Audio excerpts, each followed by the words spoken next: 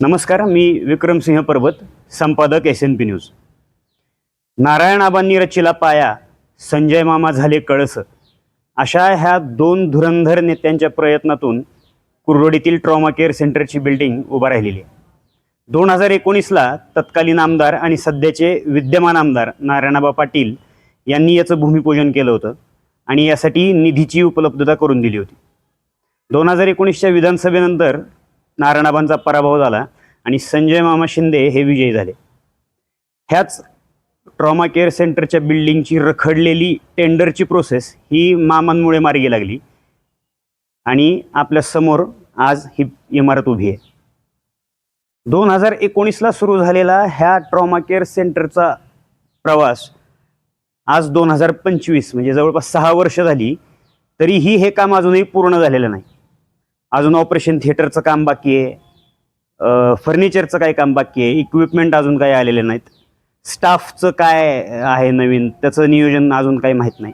ह्या संदर्भात आम्ही कुर्रोडी ग्रामीण रुग्णालयाच्या वैद्यकीय अधीक्षक रणदेवे मॅडम यांना विचारणा केली असता त्यांनी सांगितलं की जो निधी नारायणआबांनी आणला होता तो अपुरा पडला, आता वाढीव निधीची गरज आहे. तर तसा प्रस्ताव त्यांनी DPDC म्हणजे जिल्हा नियोजन समितीला पाठवलेला आहे. तर जिल्हा नियोजन समितीतील काही अधिकाऱ्यांचं असं म्हणणं आहे की शासन स्तरावरून यासाठी निधी उपलब्ध होत नाही आहे. बरोबर आहे, लाडकी बहीण, फुकटच्या योजना या असलं केल्यानंतर कशाला विकास कामासाठी निधी उरतोय. पण ठीक आहे, आपला मुद्दा तो नाही आहे. आपला मुद्दा असा आहे की आपल्या राज्याचे मुख्यमंत्री माननीय देवेंद्रजी फडणवीस त्यांच्या पक्षाचे पदाधिकारी हे आपल्या कुर्रोडीमध्ये प्रचंड ॲक्टिव्ह आहेत. तसेच जिल्हा नियोजन समितीचे पदसिद्ध अध्यक्ष जयकुमार गोरे हेही भाजपचेच आहेत.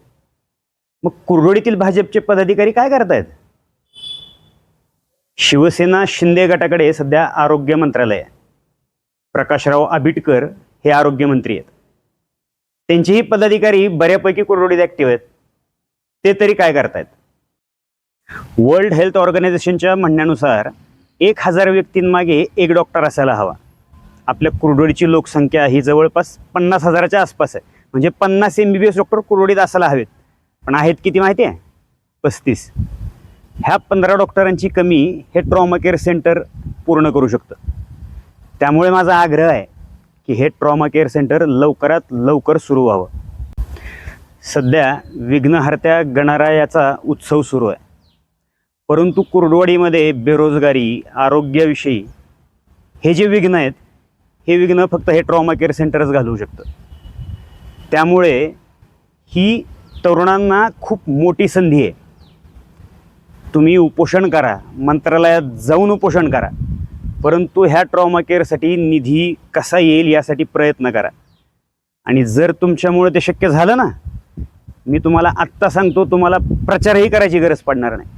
तुम्ही सहज निवडून याल. पाहत राहा SNP न्यूज. धन्यवाद.